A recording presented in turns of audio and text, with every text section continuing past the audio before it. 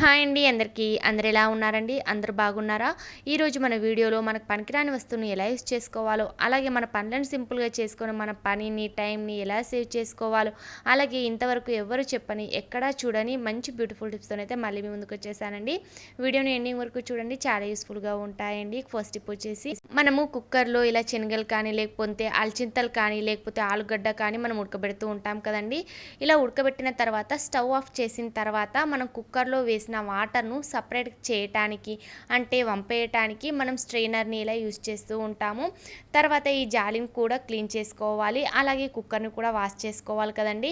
ఇలా రెండు వాష్ చేసుకోకుండా కుక్కర్‌లో ఉన్న వాటర్‌ను వంపేయాలంటే కుక్కర్‌కు ఉన్న మూతకు ఉండే రబ్బర్‌ను తీసేసి కుక్కర్ మూత పెట్టి ఇలా వంచేస్తే గనుక కుక్కర్‌లో ఉన్న వాటర్ మొత్తం పోతుందండి. తర్వాత మనం రెండింటిని క్లీన్ చేసే అవసరం కూడా ఉండదండి. చూసారు కదండీ! మనకు ఒక్క చుక్క వాటర్ కూడా లేదండి. యూస్‌ఫుల్‌గా అనిపిస్తే ట్రై చేయండి. నచ్చితే ప్లీజ్ లైక్ చేయడం అస్సలు మర్చిపోకండి. ఇక నెక్స్ట్ సెకండ్ టిప్ వచ్చేసి మనం డైలీ ఏంటంటే జ్యూసెస్ అని, డ్రింక్స్ అని తాగిన తర్వాత ఇటువంటి బాటిల్స్ వేటికి పనికిరావని పక్కన పడేస్తూ ఉంటాం కదండీ! అలా కాకుండా ఇలా జ్యూస్ బాటిల్స్‌తో కూడా మనకు చాలా యూసెస్ ఉంటాయండి. చూసారు కదండీ! నేను ఇక్కడ చిన్న సైజ్ బాటిల్‌ని తీసుకున్నాను. మీ దగ్గర పెద్దవి ఉంటే పెద్దవైనా తీసుకోవచ్చు. మనకు ఆర్గనైజర్‌లో చాలా బాగుంటుందండి. వీడియోలో చూపించిన విధంగా బాటిల్‌ను ఇలా కింది పార్ట్‌ను అలాగే పైన పార్ట్‌ని అయితే కట్ చేసేసుకోవాలి. మిడిల్ పార్ట్‌ను కూడా మనం పడేయకుండా నెక్స్ట్ వీడియోలో ఎలా యూజ్ చేద్దామో కూడా చెప్తానండి.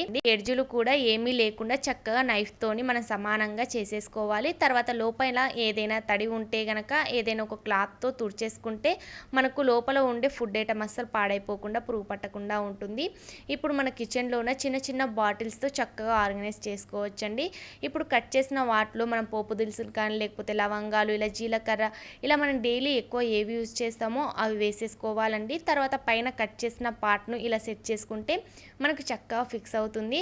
అస్సలు మనకు ఓపెన్ కూడా కాకుండా ఉంటుందండి.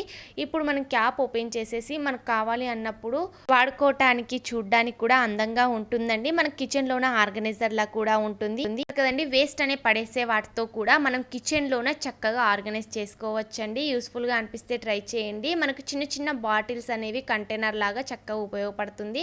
ఇక నెక్స్ట్ థర్డ్ టిప్ వచ్చేసి డైలీ కూడాను ఇంట్లోన ఏంటంటే నైట్‌కి అన్నం తిన్న తర్వాత ఏంటంటే కొంచెమైనా మిగిలిపోతూ ఉంటుంది కదండి. అలాంటప్పుడు నైట్‌కి మిగిలిన అన్నాన్ని మనం ఫ్రిడ్జ్‌లో పెట్టేస్తూ ఉంటాము. మనం ఫ్రిడ్జ్‌లో పెట్టిన అన్నం కానీ, బిర్యానీ కానీ మనం నెక్స్ట్ డే తినాలి అన్నప్పుడు గట్టిగా అయిపోతూ ఉంటుంది. గట్టిగా అయిపోయిన అన్నాన్ని మనం తినలేకపోతాం కదండి.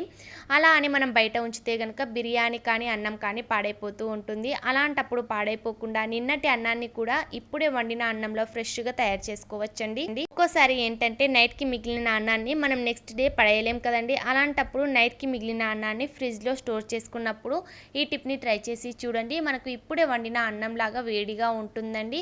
ముందుగా ఒక బౌల్‌లో వాటర్‌ని తీసేసుకోవాలి. తర్వాత చిల్లుల గిన్నెని తీసేసుకొని గిన్నెలో రాత్రి మిగిలిన అన్నాన్ని ఇలా విడదీసుకుంటూ పొడి పొడిగా ఉంచుకోవాలి. ఎప్పుడైనా అన్నం మిగిలితే పడేయకుండా ఇలా ఒకసారి ట్రై చేసి చూడండి.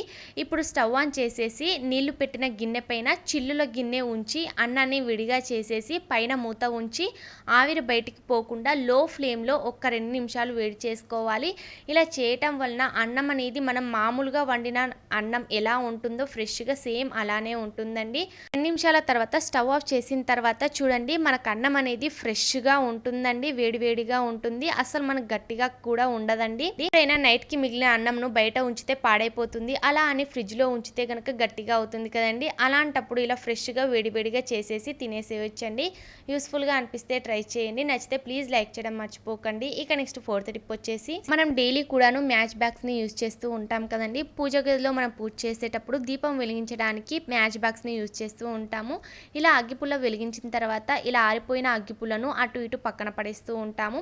అలాంటప్పుడు ఆ ప్లేస్ అనేది మనకు నల్లగా ఒక మరకలాగా పడిపోతూ ఉంటుంది. చూడ్డానికి కూడా అంత బాగోదు. అలాంటప్పుడు ఇలా ఒక ఖాళీ అయిన మ్యాచ్ బాక్స్‌ను తీసేసుకోవాలి. అలాగే ఫుల్లుగా ఉన్న మ్యాచ్ బాక్స్‌ను తీసుకోవాలి. ఇప్పుడు ఖాళీ అయిన మ్యాచ్ బాక్స్‌కి వెనకాల డబుల్ టేప్‌ని అతికించుకొని దానికి ఉన్న స్టిక్కర్‌ని తీసేసి ఇప్పుడు ఫుల్లుగా మ్యాచ్ బాక్స్‌ని మనము అతికించుకోవాలండి. ఇప్పుడు మనం ఎప్పుడు అగ్గిపుల్ల వెలిగించినా కూడా ఆరిపోయిన అగ్గిపుల్లను మనం అటు ఇటు పడేయకుండా ఇలా ఖాళీ అయిన అగ్గిపెట్టెలో ఉంచితే గనక మనకు కిందన ఫ్లోర్ అనేది కూడా నల్లగా కాకుండా మరకలాగా కాకుండా ఉంటుందండి. ఇల్లు కూడాను పూజ చేస్తూ ఉంటాం కాబట్టి ఈ టిప్ అనేది అందరికీ ప్రతి ఒక్క ఆడవారికి చాలా యూస్‌ఫుల్‌గా ఉంటుందండి. యూస్‌ఫుల్‌గా అనిపిస్తే ప్లీజ్ ట్రై చేయండి. నచ్చితే లైక్ చేయడం అస్సలు మర్చిపోకండి. ఇక నెక్స్ట్ ఫిఫ్త్ టిప్ వచ్చేసి కూడా ప్రతి ఒక్కరికి చాలా యూస్ఫుల్గా ఉంటుందండి. టాయిలెట్లో మనకు బ్యాడ్ స్మెల్ అనేది వస్తూ ఉంటుంది కదండి. అలాంటప్పుడు ఎలా క్లీన్ చేస్తే మనకు మంచి స్మెల్ వస్తుంది అని మనం ఆలోచిస్తూ ఉంటాం కదండి. కానీ మనం బాత్రూంలో ఉండే ఫ్లష్ ట్యాంక్ని అస్సలు పట్టించుకోకుండా ఉంటాం కదండి. అలాంటప్పుడు మనం ఫ్లష్ ట్యాంక్ని అలాగే బాత్రూమ్ను కూడా ఎలా క్లీన్ చేసుకోవాలి, అలాగే మనకు బాత్రూంలో బ్యాడ్ స్మెల్ రాకుండా మంచి స్మెల్ రావాలంటే రూపాయి ఖర్చు లేకుండా ఇంట్లో ఉండే వాటితోనే మనం చక్కగా రెడీ చేసేసుకోవచ్చు. ముందుగా నేను ఇక్కడ సెంత్రో వాటర్ బాటిల్ని తీసుకున్నాను. తర్వాత నిండుగా వాటర్ని అయితే నింపుకోవాలి. పూర్తిగా నిండుగా కూడా నింపుకోవద్దు. తర్వాత ఒక 4 టేబుల్ స్పూన్ల వరకు బేకింగ్ సోడా వేసుకోవాలి. తర్వాత 1 స్పూన్ వరకు సర్ఫ్ను వేసుకోవాలి. తర్వాత ఇక్కడ నేను కొంచెం అంటే ఒక హాఫ్ స్పూన్ వరకు నిమ్మ ఉప్పును వేసాను. చూసారు కదండి. మనకు నిమ్మ ఉప్పు వేయగానే మనకు బబుల్స్ అనేవి నురుగా అనేది ఎలా వస్తుందో, తర్వాత కొంచెం కంఫర్ట్ని అయితే వేసేసుకోవాలి. మనకు బ్యాడ్ స్మెల్ పోగొట్టడానికి కంఫర్ట్ అనేది చాలా చక్కగా పనిచేస్తుందండి. తర్వాత నేను ఇక్కడ 1 కప్పు వరకు అంటే లైజాల్ మనం తీసుకుంటూ ఉంటాం కదండి, మనకు ఫ్లోర్ క్లీన్ చేయడానికి మనకు ఆ కప్పు ఎంత ఉంటుందో ఆ కప్పు వరకు నేను ఇక్కడ లైజాల్ని అయితే వేసుకుంటున్నాను. ఇక్కడ లైజాల్ అలాగే కంఫర్ట్ వేయటం వలన మనకు క్లోసెట్ కూడా నీట్గా క్లీన్ అవుతుందండి. అలాగే ఫ్లష్ ట్యాంక్ కూడా క్లీన్ అయిపోతుంది.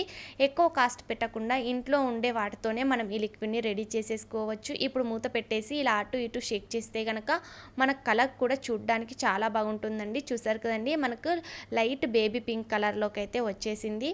దానికి కాదండి, మనకు టాయిలెట్ అలాగే క్లోసెట్ను అలాగే ఫ్లష్ ట్యాంక్ను కూడా నీట్గా క్లీన్ చేస్తుంది. దీన్ని ఇప్పుడు ఎలా యూస్ చేయాలో కూడా చెప్తానండి. ముందుగా ఫ్లష్ ట్యాంక్ని ఎలా క్లీన్ చేయాలో చూద్దామండి. ఇలా ఫ్లష్ ట్యాంక్ని ఓపెన్ చేసేసి అప్పుడప్పుడు మనం ఫ్లష్ ట్యాంక్ని క్లీన్ చేసేసుకోవాలి. క్లీన్ చేయకుండా ఉంటే గనక లోపల చాలా మురికి పేరుకుపోయి మనకు క్లోసెట్లో కూడా వాసన అనేది వస్తూ ఉంటుంది. నేను ఇక్కడ ఫ్లష్ ట్యాంక్ చుట్టూలా బ్రష్లో లైట్గా ఇలా క్లీన్ చేస్తున్నానండి. లోపల కూడా సేమ్ ఇలానే అప్పుడప్పుడు క్లీన్ చేసేసుకోవాలి. లేకపోతే లోపల చాలా నల్లగా మురికి అనేది పట్టేస్తూ ఉంటుంది. ఇక్కడ మీకు క్లియర్గా చూపించడం కోసమని కొంచెం ఇలా బ్రష్తో రబ్ చేసి చూపించానండి. చూసారు కదండి, మనకు మురికి అనేది ఎంత ఈజీగా పోతుందో. తర్వాత వాటర్తో వాష్ చేసేసుకోవాలి. తర్వాత మనం ప్రిపేర్ చేసిన బాటిల్ను రివర్స్లో ఉంచి పైన ఒక 4 హోల్స్ అయితే చేసేసుకోవాలి. ఇక్కడ ఒక మ్యాజిక్ ఏంటంటే కిందన మనం చేత్తో ప్రెస్ చేస్తే లిక్విడ్ అనేది బయటికి వస్తుంది. తీసేస్తే కనుక లిక్విడ్ అనేది ఆగిపోతుందండి. ఇప్పుడు ఈ బాటిల్ను ఫ్లష్ ట్యాంక్లో పెట్టడం వలన ఆ ప్రెషర్ వలన ఆ హోల్స్లో నుండి మనకు లిక్విడ్ అనేది వస్తుందండి. అలాగే బాటిల్ క్యాప్ని మనం టైట్గా పెడితే వాటర్ అండి అలా అని లూజ్గా చేసేస్తే తొందరగా లిక్విడ్ అయిపోతుంది. అలాంటప్పుడు టైట్గా లూజ్గా కాకుండా మీడియంగా క్యాప్ని అయితే క్లోజ్ చేసుకోవాలి. ఇప్పుడు ఈ బాటిల్ను మనం ఫ్లష్ ట్యాంక్లో వేసుకోవాలండి. ఫ్లష్ ట్యాంక్లో ఈ బాటిల్ని పెట్టడం వలన మనకు క్లోసెట్ కూడా క్లీన్గా ఉంటుంది. అలాగే మనకు ఫ్లష్ ట్యాంక్ కూడా క్లీన్గా అయిపోతుందండి. మనకు బ్యాడ్ స్మెల్ అనేది రాకుండా ఉంటుంది. ఎప్పుడైనా పిల్లలు కానివ్వండి బాత్రూమ్ వెళ్ళేటప్పుడు నీళ్ళు అనేవి సరిగ్గా వేయరు కదండి. అలాంటప్పుడు ఇలా మనం ఫ్లష్ చేస్తే కనుక మనకు బ్యాడ్ స్మెల్ అనేది రాకుండా మనకు మంచి స్మెల్ అనేది వస్తుందండి.